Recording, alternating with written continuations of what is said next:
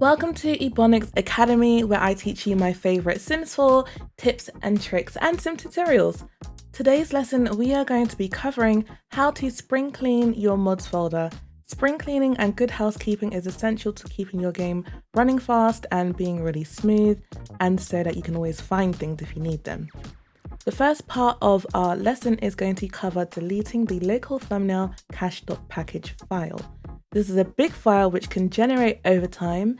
It allows the game to read what the thumbnails are, and over time this builds up to be quite a big file, especially if you've had a long gaming session. You need to delete this often as every time you load up the game, just so that your game can run a lot more smoother. You'll also want to delete this if you've downloaded any new mods so that the game can read the new mods effectively and not the old files. Here I am deleting this old mod after a big game session so that it will run smoother. The second part of today's lesson is going to cover deleting the cache folder contents. If you're like me and you use the gallery to download houses, lots, sim families, sims in general, because you can't build or you just want to grab some sims for your world, this folder accumulates a lot and very quickly and slows down your game. So you want to select all of these and delete them if you've had a really big gallery session, and this will definitely help run your game a lot smoother. And for good measure, I also delete the cache str folder file as well. It's not very big, but I just do it for good measure so that when I do start my game again, we are starting with a fresh folder. The third part of today's lesson is deleting old error files. If you've got an old last exception or some old error logs, you figured out what the issue was, you don't need these files anymore, so there's no point in keeping them. I figured out what's wrong with my Wicked Whims and I know what the logs are, so I've gone ahead and deleted those. You can also delete the client DB package and the better exception reports as well, because one, the client DB will generate every save and I know what the better exception log was, so I've deleted that. Last exception files here too, I know what these issues were, so I'm going to delete them. You don't need to keep these, they're cluttering up your game folder, so delete, delete, delete.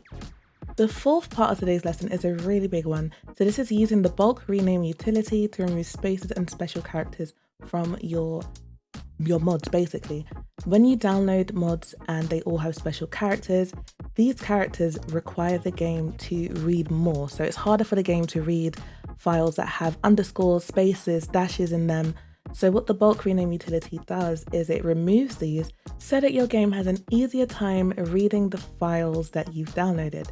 So what you want to do is navigate to where you've put all of your new custom content. I've got mine in a folder called new CC so that I can test and batch fix and fix all of these new downloads. As you can see, I've got all of these underscores and spaces. So what we do is we go to actions and then select all.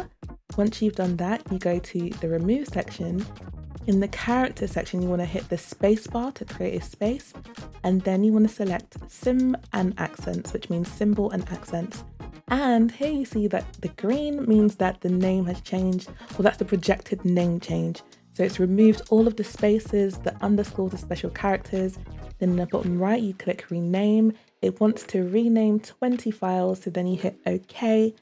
And now all of these files' names have changed successfully. This has removed the underscores. So like I said, it's going to help the game read these files a lot easier. And if you get an error, sometimes it generally means that you've got a duplicate file. So it's not going to create a new name if there's already a name like that in the folder. So you've got a duplicate. So what you want to do is actually delete the duplicate of the file that you've got, because you don't need it. Get rid of it. Why have you got two of the same thing? But yes, this is what you need to do. It's very helpful. The fifth and final part of today's lesson is batch fixing. So disallowing new CC for random. After you've gone on a downloading spree, you sometimes load up the game and summer holiday has got on those heels and it's like, girl, those were never meant for you. So doing this is actually going to help prevent pre-mades and some of the newly generated sims from putting on the new CC that you've downloaded, and it actually saves your eyes from having to see that mess. So batch fixing is going into content management in Sims 4 Studio. Batch fix, cast, and then the first option, which is disallow CC for random. You press that, and then that will open up a small box. By no means do you run your entire mods folder. Do not run the whole mods folder. You will break your mods and your default files and overrides. So do not run the whole mods folder.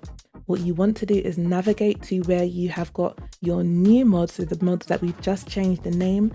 Again, mine is in my new CC folder.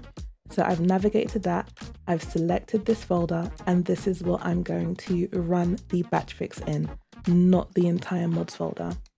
I've hit run, and here we go. You can see that it's fixed 17 files, which means that 17 items would have randomly generated on my Sims that I would not have loved to see. So this is going to help prevent that from happening in the future. And so it's really important that you do this to just, again, save your eyes from pain. And once you've done this, the batch fix folder will pop up. I've got a really big batch fix folder because I've been doing a lot of batch fixes. I've got over 3 gigs worth. So the batch fix folder essentially is a backup for the mods that you've batch fixed, just so that you can have them back if you accidentally batch fixed something that you shouldn't have. So I've got 3 gigs worth. I don't need any of these duplicate files, these backup files. So I'm going to select them all and delete them. This isn't necessarily for my game, but it's more for my PC so that I don't have 3 gigs worth of CC and mods that I don't really need that I can get rid of to make room for more CC. Yes, I have a problem. And if you're here, you do too. Those are my 5 really helpful tips that I've been doing for years to just keep my mods folder in check. If you enjoyed the video, please hit like and subscribe. Hit the bell so that you know when I drop another video, and let me know in the comments what you would like to see and I can get you gathered, okay? Bye!